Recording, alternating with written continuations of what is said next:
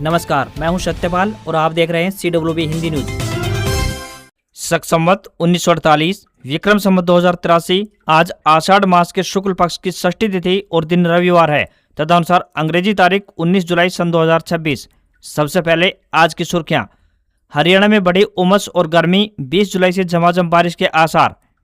अच्छी खबर, हरियाणा पुलिस में होने जा रही है 4000 नए कांस्टेबल की भर्ती। अग्निवीरों को भी मिलेगा बड़ा मौका, बताएंगे पूरी अपडेट। गर्मी से बेहाल हरियाणा में बिजली की खपत ने तोड़े सारे रिकॉर्ड डिमांड के बीच लोगों का फूटा गुस्सा। हरियाणा के 11 जिलों में SIR हुआ पूरा, 34 लाख से अधिक मतदाता मिले गायब। इस तारीख तक मौका, वरना कट जाएगा नाम।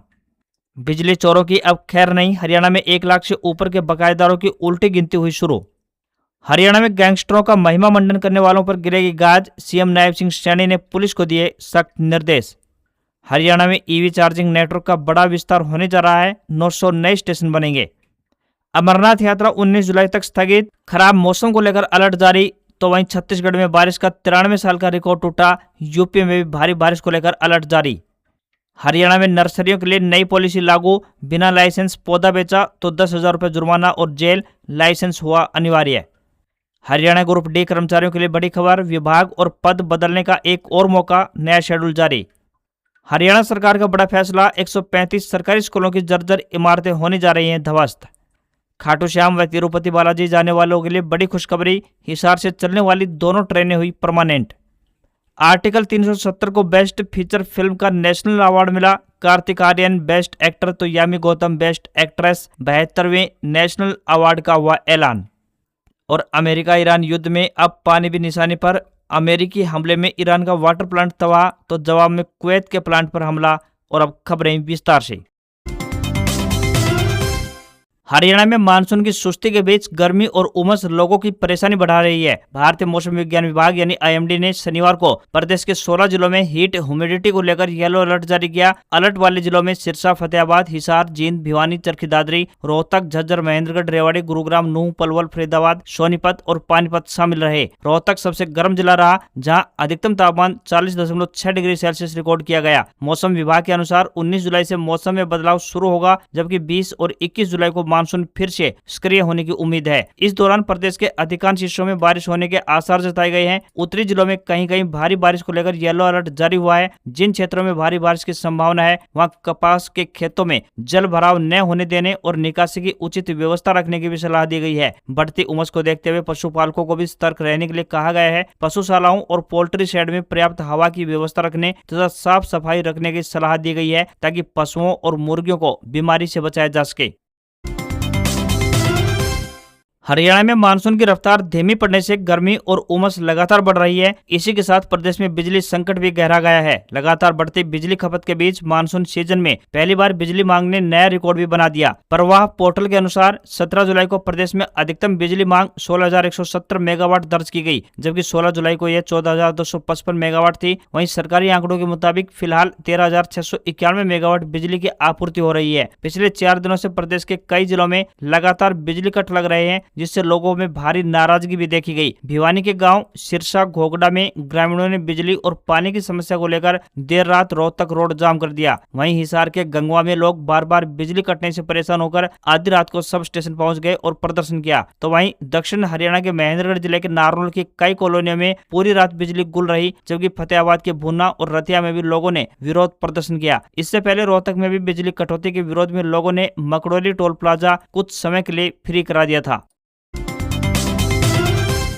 हरियाणा के युवाओं के लिए बड़ी खबर सामने आ रही है। पुलिस में नौकरी की तैयारी कर रहे युवाओं को बड़ा मौका मिलने जा रहा है। नवंबर महीने में 4000 नए पुलिस कांस्टेबल पदों पर भर्ती प्रक्रिया प्रारंभ होगी। राज्य सरकार ने इस प्रस्ताव को मंजूरी दे दी है। DGP अजय सिंघल ने जानकारी दी है। जानकारी के मुताबिक DGP ने कहा है कि पुलिस भर्ती चल रही है। पिछले साल 5500 पदों में 1600 महिलाओं को शामिल किया गया था। अब हरियाणा SSC के जरिए 5500 पदों के लिए भर्ती चल रही है। इसके बाद नवम्बर में लगभग 4000 और कर्मचारियों की भर्ती की जाएगी। इस नई भर्ती में अग्निवीरों के लिए 20% आरक्षण रखा गया है। इस दौरान DGP अजय सिंघल ने बताया कि आपराधिक गतिविधियों पर शिकंजा कसने के उद्देश्य से हरियाणा पुलिस ने अभेद ऐप लॉन्च किया है। यह ऐप संदिग्ध और अनचाही कॉल्स की पहचान करके लोगों को समय रहते अलर्ट करता है, जिससे अपराधों की रोकथाम में मदद मिल पाएगी। हरियाणा में मतदाता सूची के विशेष गहन पुनरीक्षण यानी SIR अभियान के तहत प्रदेश में करीब 99.36% मतदाताओं का सत्यापन हो चुका है। प्रदेश भर में 34,12,438 मतदाता नहीं मिले हैं। 11 जिलों में मतदाता सत्यापन का कार्य 100% पूरा हो चुका है। अभियान के दौरान घरों में न मिलने वाले 34,12,438 मतदाताओं में अधिकांश प्रवासी, नौकरी, शिक्षा या फिर किसी अन्य कारणों से अपने पते पर मौजूद नहीं थे। इन मतदाताओं का रिकॉर्ड भी विशेष श्रेणी में दर्ज किया गया है। दूसरी ओर प्रदेश में अभी 1,32,217 मतदाताओं का सत्यापन अभी लंबित है। 17 जुलाई तक 11 जिलों में 100% कार्य हो चुका है। अब मतदाता 24 जुलाई तक अपना गणना यानी कि सत्यापन फॉर्म बूथ लेवल अधिकारी यानी BLO को या फिर ऑनलाइन माध्यम से जमा करवा सकते हैं। यदि कोई मतदाता तय समय तक फॉर्म जमा नहीं करता है तो उसका नाम 31 जुलाई को प्रकाशित होने वाली प्रारंभिक यानी ड्राफ्ट मतदाता सूची में शामिल नहीं होगा। इसके बाद 31 जुलाई से लेकर 30 अगस्त तक दावे और आपत्तियां स्वीकार की जाएंगी। इनका निपटारा 28 सितंबर तक होगा और 3 अक्टूबर को अंतिम मतदाता सूची प्रकाशित कर दी जाएगी। वहीं महेंद्रगढ़, यमुनानगर, कुरुक्षेत्र, कैथल, जींद, फतेहाबाद, सिरसा, रेवाड़ी, नूंह, पलवल और चरखी दादरी जिलों में मतदाताओं के सत्यापन का कार्य 100% पूरा हो चुका है। हरियाणा सरकार ने कॉमन कैडर के ग्रुप डी कर्मचारियों को विभाग एवं पद विकल्प यानी वन टाइम ऑप्शन भरने के लिए एक और अवसर दिया है। अब पोर्टल 18 जुलाई से 24 जुलाई 2026 तक खुला रहेगा। यह सुविधा उन कॉमन कैडर ग्रुप डी कर्मचारियों के लिए है जिनकी भर्ती विज्ञापन संख्या 04/2018 के तहत हुई थी। अब 18 से 24 जुलाई के बीच वन टाइम ऑप्शन के माध्यम से कॉमन कैडर के ग्रुप डी कर्मचारी अपनी सेवा से संबंधित विकल्प ऑनलाइन माध्यम से दर्ज कर सकते हैं। सभी सचिवों, विभागाध्यक्षों, मंडलायुक्तों व उपायुक्तों को निर्देश दिए गए हैं कि वे सूचना संबंधित कर्मचारियों तक अवश्य पहुंचाएं। इसी के आधार पर आगे विभागों में पदस्थापन और कैडर प्रबंधन की प्रक्रिया पूरी की जाएगी। हरियाणा सरकार ने प्रदेश में 135 ऐसी स्कूली इमारतों की पहचान की है जो अपनी समय सीमा पूरी कर चुके हैं और बुरी तरह से जर्जर हालात में हैं। बहुत जल्द इन इमारतों को गिराकर नई इमारतों का निर्माण किया जाएगा। हरियाणा के मुख्यमंत्री नायब सिंह सैनी ने हाल ही में जर्जर स्कूली इमारतों को गिराकर नई इमारतों के निर्माण के निर्देश जारी किए थे। इतना ही नहीं, नई इमारतों के निर्माण के लिए शिक्षा विभाग में अलग से इंजीनियरिंग विंग का गठन भी किया जा चुका है। शिक्षा विभाग द्वारा प्रदेश में 135 स्कूलों को कंडम, जर्जर और असुरक्षित घोषित किया गया है। अब इन स्कूलों को आगामी सप्ताह के भीतर ध्वस्त किया जाएगा। इसके साथ ही जिन स्कूलों में मानसून सीजन के दौरान जल भराव होता है, साथ ही उनकी रिपोर्ट भी तैयार होगी। इसके साथ ही शिक्षा निदेशक ने निर्देश दिए हैं कि 135 असुरक्षित घोषित स्कूल भवनों में आवश्यक कार्रवाई 19 जुलाई तक पूरी करने, कंडम कमरों को 1 सप्ताह में ध्वस्त करने, जल भराव वाले विद्यालयों की सूची तत्काल भेजने तथा अनुपयोगी फर्नीचर और सामग्री का निर्देश अनुसार यानी कि नियमानुसार निस्तारण करने के भी निर्देश जारी किए गए हैं। प्रधानमंत्री नरेंद्र मोदी ने हरियाणा के जींद में आयोजित महारैली के दौरान हांसी बरवाला राजमार्ग के चौड़ीकरण की महत्वाकांक्षी परियोजना की शुरुआत की। वर्तमान में हांसी बरवाला मार्ग की चौड़ाई की बात करें तो तकरीबन 23 फीट है। परियोजना के तहत सड़क को दोनों ओर 10-10 फीट तक अब चौड़ा किया जाएगा, जिससे इसकी कुल चौड़ाई 33 फीट पहुंच जाएगी। हांसी और बरवाला के शहरी क्षेत्रों के साथ साथ रास्ते में पड़ने वाले 5 गाँव में इस हाईवे को पूरी तरह से 4 लेन बनाया जाएगा। निर्माण कार्य की शुरुआत के तहत NHAI की टीम ने सड़क के दोनों ओर भूमि की निशानदेही का काम भी शुरू कर दिया है। विधायक विनोद भयाना ने कहा कि हांसी बरवाला मार्ग का चौड़ीकरण क्षेत्र की जनता की वर्षों पुरानी मांग है। इससे यातायात अधिक सुगम होगा और सड़क हादसों में भी कमी आएगी। हालांकि इस हाईवे परियोजना का असर भाखड़ा नहर से हांसी शहर तक बिछाई जा रही पेयजल पाइपलाइन पर भी पड़ा है। सड़क चौड़ीकरण के कारण पाइपलाइन निर्माण का कार्य फिलहाल अधर में लटक गया है। बताया गया है कि जन स्वास्थ्य अभियांत्रिकी विभाग ने सड़क किनारे पाइपलाइन डालने के लिए NHAI से अनावश्यक अनापत्ति प्रमाण पत्र यानी NOC नहीं लिया था। ऐसे में अब दोनों विभागों के बीच समन्वय के बाद आगे का काम यानी पाइपलाइन निर्माण का कार्य आगे बढ़ सकेगा।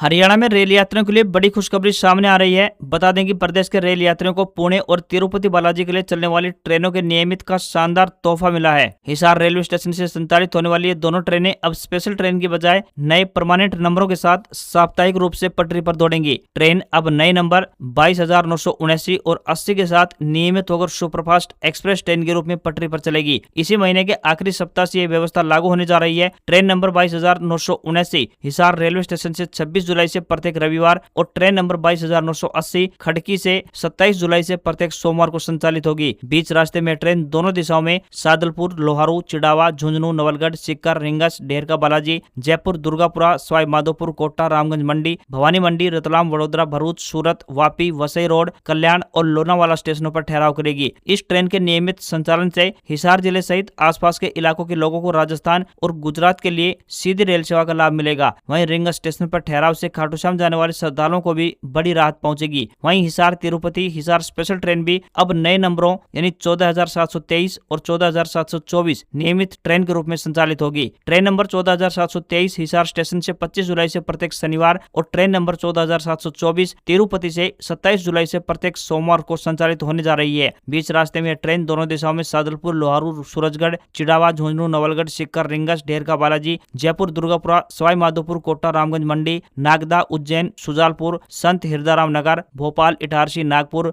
बलारसा, वारंगल, विजयवाड़ा, ओंगोल, नेल्लूर और रेनीगुंटा स्टेशनों पर दोनों दिशाओं में ठहराव करती हुई जाएगी।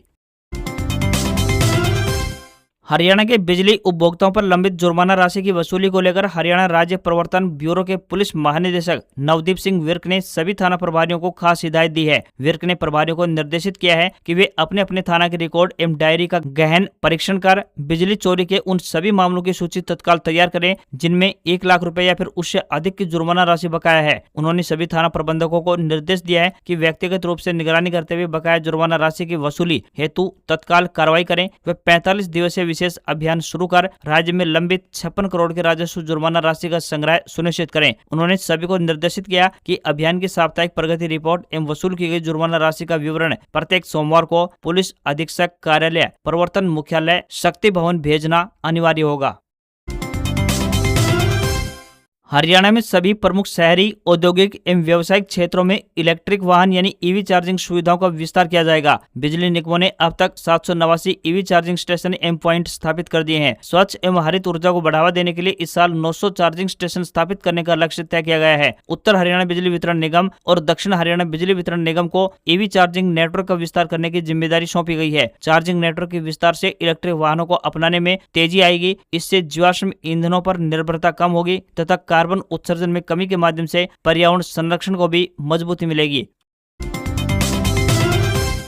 हरियाणा में अपराध और गन कल्चर को बढ़ावा देने वालों के खिलाफ प्रदेश सरकार ने बेहद आक्रामक रुख अपना लिया है। करनाल स्थित हरियाणा पुलिस अकादमी मधुबन में आयोजित ड्रग्स मुक्त हरियाणा संवाद कार्यक्रम के दौरान मुख्यमंत्री नायब सिंह सैनी ने गैंगस्टरों के महिमा मंडन यानी ग्लोरिफिकेशन को लेकर गहरी चिंता व्यक्त की। सीएम ने स्पष्ट शब्दों में निर्देश दिए हैं कि सोशल मीडिया, प्रिंट मीडिया और इलेक्ट्रॉनिक मीडिया पर अपराधियों को तवज्जो देने या फिर उन्हें हीरो की तरह पेश करने पर तुरंत प्रभावी रोक लगाई जाए। इसके उल्लंघन पर अब कानूनी कार्रवाई भी की जाएगी। स्पेशल टास्क फोर्स यानी एसटीएफ के आला अधिकारियों ने गंभीर मुद्दा मुख्यमंत्री नायब सिंह सैनी के समक्ष रखा। एसटीएफ अधिकारियों ने मुख्यमंत्री को जमीनी हकीकत से रूबरू कराते हुए बताया कि अपराधियों के लाइफस्टाइल और उनके गन कल्चर को लेकर जिस तरह मीडिया में पेश किया जाता है उसका सबसे बड़ा घातक असर स्कूली बच्चों और युवाओं पर पड़ रहा है। युवा वर्ग इन अपराधियों को अपना आदर्श मानने लगते हैं और अनजाने में अपराध के दलदल में फंस जाते हैं। साथ ही सीएम ने घोषणा की है कि जल्द ही सभी सोशल मीडिया और यूट्यूब चैनल के संचालकों की एक विशेष बैठक बुलाई जाएगी जहां उन्हें कानून के दायरों और सख्त नियमों की जानकारी देकर जागरूक किया जाएगा।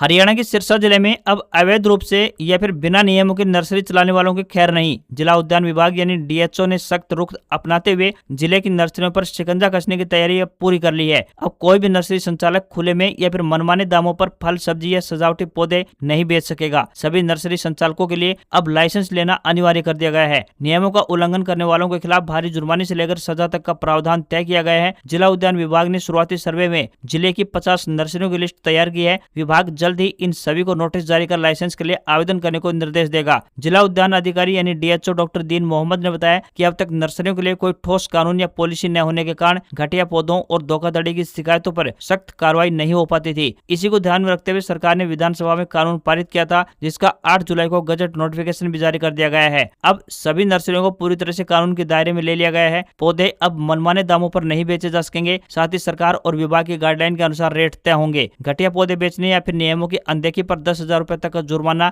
और 1 साल तक की जेल हो सकती है। टीमें जल्द ही ग्राउंड पर जाकर निरीक्षण करेंगी और तय मापदंड पूरे करने वाली नर्सरियों को ही हरियाणा में अब लाइसेंस जारी किया जाएगा। जम्मू कश्मीर में अगले 3 दिन भारी बारिश को लेकर रेड अलर्ट जारी किया गया है, जिसके चलते अमरनाथ यात्रा 19 जुलाई 2026 यानी आज से स्थगित कर दी गई है। तो वहीं पहलगाम और बालटाल दोनों ही रास्तों से ये यात्रा रोकी गई है। वहीं वैष्णो देवी यात्रा भी शनिवार से रोक दी गई है। साथ ही मौसम विभाग ने इलाके में भारी बारिश का अलर्ट जारी किया है। इसके अलावा छत्तीसगढ़ के बिलासपुर में बारिश का 93 साल पुराना रिकॉर्ड टूट गया। यह 1993 में 14.93 इंच बारिश हुई थी, लेकिन शनिवार को 16 इंच बारिश हुई और ये रिकॉर्ड टूट गया। यूपी के लखनऊ, कानपुर और बाराबंकी समेत सभी 75 जिलों में बारिश का अलर्ट जारी किया गया है। वाराणसी में गंगा नदी के जलस्तर में तेजी से बढ़ोतरी होने के बाद गंगा आरती की जगहें बदलनी पड़ी है। वहीं अरुणाचल प्रदेश में लगातार हो रही बारिश के कारण बाढ़ और भूस्खलन की स्थिति अब भी गंभीर बनी हुई है। बाढ़ से अब तक 1,13,674 लोग प्रभावित हुए हैं। छत्तीसगढ़ में मानसून फिर एक्टिव हो गया है। बंगाल, झारखंड और उड़ीसा में बने लो प्रेशर एरिया से प्रदेश में लगातार नमी पहुंच रही है। इसी वजह से पिछले 24 घंटे में मध्य प्रदेश, छत्तीसगढ़ समेत कई जिलों में जोरदार बारिश हुई। जम्मू कश्मीर में लगातार बढ़ रही चिनाबी नदी का जलस्तर भी बढ़ने पर सलाल बांध के सभी गेट खोल दिए गए। प्रशासन ने एडवाइजरी जारी कर दी है। पहाड़ों पर भारी बारिश से प्रदेश की नदियां उफान पर हैं। इसके अलावा राजस्थान में मानसून अब भी ब्रेक पर है। महेंद्रगढ़ स्थित हरियाणा केंद्रीय विश्वविद्यालय में शैक्षणिक सत्र 2026-27 के विभिन्न स्नातकोत्तर यानी पीजी पाठ्यक्रमों में रिक्त सीटों पर प्रवेश के लिए विशेष प्रवेश अभियान आयोजित किया जा रहा है। यह अभियान 24 जुलाई को आयोजित होगा। इस विशेष प्रवेश अभियान के तहत अनारक्षित वर्ग, अन्य पिछड़ा वर्ग यानी ओबीसी, आर्थिक रूप से कमजोर वर्ग यानी ईडब्ल्यूएस तथा अनुसूचित जाति एवं अनुसूचित जनजाति यानी एससी व एसटी वर्ग की रिक्त सीटों को भरा जाएगा। यह अभियान हाइब्रिड मोड यानी ऑनलाइन और ऑफलाइन दोनों में संचालित होगा। कुल सचिव प्रोफेसर सुनील कुमार ने जानकारी दी कि इच्छुक अभ्यर्थी 22 जुलाई तक ऑनलाइन पंजीकरण कर सकेंगे। विशेष प्रवेश अभियान के लिए रिक्त सीटों का विवरण विश्वविद्यालय की वेबसाइट www.cuh.ac.in पर उपलब्ध है। जिन अभ्यर्थियों ने पूर्व की काउंसलिंग में रजिस्ट्रेशन शुल्क जमा किया था, उन्हें दोबारा से अब शुल्क जमा करने की आवश्यकता नहीं होगी, लेकिन विशेष प्रवेश अभियान के लिए पुनः पंजीकरण करना अनिवार्य होगा। अभ्यर्थियों को 24 जुलाई को दोपहर 1 बजे तक संबंधित विभाग में रिपोर्ट करना होगा। चयनित अभ्यर्थी 24 से 26 जुलाई तक प्रवेश शुल्क जमा कर सकेंगे। यदि सीटें रिक्त रहती हैं तो प्रतीक्षा सूची के अभ्यर्थियों को 27 एवं 28 जुलाई को प्रवेश का अवसर दिया जाएगा। वेस्ट एशिया में जंग नए सिरे से पनपने के बाद फिर से कीमती धातुओं के दाम में गिरावट देखने को मिल रही है। खासकर गोल्ड और सिल्वर के दाम में लगातार कमी देखी जा रही है। इस गिरावट के कारण सोना 3 सप्ताह के निचले स्तर पर पहुंच गया है। 18 जुलाई की सुबह राजधानी दिल्ली में 24 कैरेट गोल्ड की कीमत फिसलकर 1,42,670 रुपए प्रति 10 ग्राम के स्तर पर पहुंच गई। वहीं शुक्रवार को सोने के दाम में 800 रुपए की गिरावट आई थी और यह 1,45,000 रुपए प्रति 10 ग्राम के स्तर पर पहुंच गया था। और चांदी की कीमत में 2,000 रुपए की गिरावट देखने को मिली थी। ऑल इंडिया सराफा बाजार के मुताबिक चांदी की कीमत 2,000 रुपए टूटकर 2,22,500 रुपए प्रति किलोग्राम सभी टैक्स के साथ हो गई। वहीं इंटरनेशनल मार्केट में भी सोने और चांदी के दाम में गिरावट देखी गई है। इसके अलावा दिल्ली में 24 कैरेट सोने की कीमत 1,42,670 रुपए प्रति 10 ग्राम तो 22 कैरेट सोने का भाव 1,31,490 रुपए प्रति 10 ग्राम के स्तर पर पहुंच गया है। आज खबरों में बस इतना ही। देखते रहिए आपका अपना हरियाणा का सबसे बेहतरीन news channel CWB Hindi news. नमस्कार। इसी आशा के साथ आपका दिन शुभ रहे।